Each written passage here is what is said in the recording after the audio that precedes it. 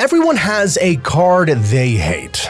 Not annoying, not kinda strong, I mean a card that makes you want to throw your phone. Today we're talking about the most controversial cards in Clash Royale, the ones the entire community just can't agree on. To start off, let's talk about the Firecracker. Most of us can agree she's one of the most annoying cards in the game. For just 3 elixirs, she does way too much. Her random recoil makes her super unpredictable unless you've got the perfect counter or really precise timing. She is a nightmare to deal with, especially in mid-ladder. In a lot of cases, she somehow survives hits from spells like arrows, which just kind of feels unfair. Even with her low HP, she can still dish out serious splash damage and wipe out entire swarms from a safe distance. It's no wonder so many players call her unhealthy for the game. Not to mention, the Firecracker is pretty much everywhere too, thanks to how versatile she is, and that weird recoil makes her insanely strong on defense. What's annoying is how she somehow survives even after you think you've countered her, still managing to chip away at troops or your tower. That's why a lot of players call her cheap or broken. Then came her evolution on July 13th, 2023, and that just stirred the pot even more. Her new ability, the added special sparks that deal damage over time, and her health was increased initially, making her survive arrows. Thankfully that got changed, but that only made things messier. Now every match feels like a debate on whether she's balanced or just plain busted. But a card that is truly busted is Mega Knight, easily one of the most hated cards in the game, and for good reason. Players see him as an easy or skillless card that completely dominates mid-ladder. His insane spawn and jump splash damage, ability to ruin entire pushes, and the constant sight of over-leveled versions just makes him feel unfair to play against. The moment he drops, it's chaos. That spawn damage alone can delete swarms instantly, and his jump attack wipes out any support troops trying to help your push. It's frustrating because it barely takes any effort. Just drop him and he does all the work for you. There's no need for perfect timing or smart placement, he just exists and kinda counters everything. Mid-ladder players know the pain the most. Going up against a level 15 Mega Knight, while your cards are barely holding up, is a guaranteed negative elixir trade. And just when it couldn't get worse, the evolved Mega Knight dropped on September 14th, 2024, and it made things even more ridiculous. It's kinda next level broken. His new ability is performing an uppercut attack, launching a targeted troop back 4 tiles to the nearest enemy crown tower. That makes it a free defense against nearly everything. The ability is triggered with every subsequent hit after the first jump. It creates a disruptive knockback effect that can be followed up with an uppercut jump combo. At this point, facing him just feels repetitive, exhausting, and honestly, just not that fun anymore. Another not fun card we have to talk about, the most polarizing one in Clash Royale, is, you guessed it, the Expo. You either love it or you absolutely despise it. Expo is one of those cards that splits the community right down the middle. A lot of players call it low skill because it doesn't rely on flashy offense, just endless defense, cycling, and waiting for that one lock-on. But ask an Expo main and they'll tell you it's the exact opposite, that it takes insane timing, elixir control, and patience to play it right, especially in bad matchups. Facing Expo can be a nightmare. Breaking through that defense feels impossible, and you end up stuck in these long, drawn-out matches, and their cycles oftentimes faster than yours. It has to be one of the most dramatic balancing histories in the game. It's been nerfed, buffed, and tweaked more times than most people can count. Some say it's been over-nerfed into oblivion, others still remember when it was an unstoppable tower-melting machine.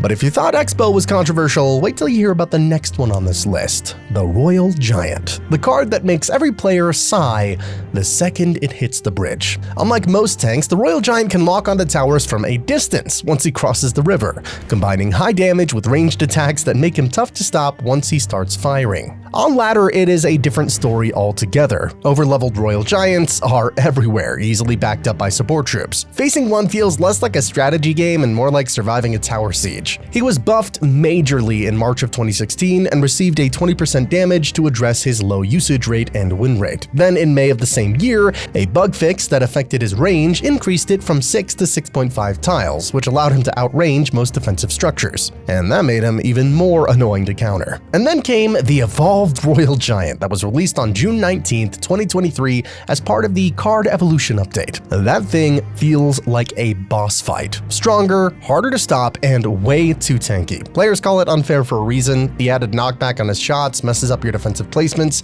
pushes your troops back, and buys him those few extra seconds to deal even more damage. If you don't have the perfect counter, your tower is probably gone. The Royal Giant has been dividing the community for years. Sometimes it even stops you from placing buildings properly in front of him, which just kind of feels broken. He's been buffed, nerfed, reworked, and still manages to feel overpowered and unfair. Some players even argue he shouldn't be a common card at all, and honestly, it's hard to disagree. Another card that most players argue about, let's talk about the one that can either make you feel like a genius or completely ruin your game in seconds. The Elixir Golem. When it works, it really works. A perfectly timed Elixir Golem push can completely overwhelm your opponent, melting towers before they even know what's happening. The deck's entire strategy revolves around momentum. You stack support units like Night Witch, Battle Healer, Electro Dragon, or Lumberjack behind the Golem, making him into an unstoppable wall of healing, splash damage, and chaos. But the moment your opponent defends it cleanly, you're done. You've just used half your elixir bar into a purple donation. Those blobs the elixir column splits into, they're basically free elixir for your opponent, and that's what makes it utterly annoying. The constant tug of war between disaster and domination. Some call it the ultimate no-skill card, just spam it and pray. Others argue it's high risk, high reward, requiring smart timing and control. Either way, the Elixir Golem remains one of the most polarizing and chaotic cards in Clash Royale. And just when you think you've seen it all, there is the freeze spell, the card that can turn victory into defeat in a single second. A perfectly timed freeze can make every defense you've set up completely useless. For a few painful seconds, your troops just stand there, helpless, while your opponent's push wipes out your tower. It is one of the most infuriating feelings in the game. The worst part, the psychological side of it. You never know when it's coming. The constant fear of a surprise freeze can make you overcommit or hesitate, and that's exactly what your opponent wants. It pairs way too well with certain cards, the Lumber Loon combo, Lumberjack plus Balloon plus Freeze. It is the definition of rage-inducing. One bad cycle and your tower is history. Many players call it one of the cheesiest cards in the game, a bailout spell that rewards last-second desperation over actual skill. And honestly, when you lose to a lucky freeze, it's hard not to agree. We can't talk about Clash Royale's most controversial cards without mentioning one of the most iconic and one of the most overused, the Hog Rider. Let's be honest, you see this guy everywhere. Hog Rider's popularity comes from being simple, strong, and free-to-play friendly, but that also makes the meta feel painfully repetitive. You face him in nearly every match, to the point where you have to run a counter or you're guaranteed to lose. Even when you defend properly, the Hog Rider somehow still sneaks in a hit, or two or three. His speed, jump mechanic, and damage output make it nearly impossible to completely stop him without an exact counter. It's not that he's broken on paper, it's that his consistency makes him feel unfair. Unlike other cards that get major reworks or nerfs, the Hog Rider has stayed mostly the same since day one. He's timeless, sure, but that's exactly why players are still divided. For some, he's a symbol of balance and simplicity. For others, he's the reason people keep hitting the rematch button with clenched fists. This next one doesn't just make your fists clench, it makes you question the very play you had prepared. This is one of the most infamous champions to ever hit the arena, the Boss Bandit. Players cannot stop talking about how tanky this thing is. For just 6 elixir, the Boss Bandit dishes out insane damage and somehow takes hits like a mini tank. Her dash isn't just strong, it's unpredictable. She can zip forward to strike your tower, then dash backward to dodge your defense. Offensively and defensively, it's one of the most flexible and frustrating abilities in the entire game. Trying to stop her feels like playing whack-a-mole. Swarm units get cleared out by her support troops, spells can miss, and her mobility makes it nearly impossible to lock her down. Unless you have a perfect counter in hand, she's almost guaranteed value. And what's wild is even after multiple nerfs, including health reductions and ability cooldown tweaks, she's still this strong. Supercell has tried toning her down several times, cutting her survivability, yet somehow she keeps finding a way back into the spotlight. The Boss Bandit isn't just a support card. She's practically a win condition on her own. Leave her unchecked for even a second and she'll tear through your tower like it's paper. Many players see her as a symbol of poor game balance, a champion so powerful that it warps the meta around her. Think you heard enough?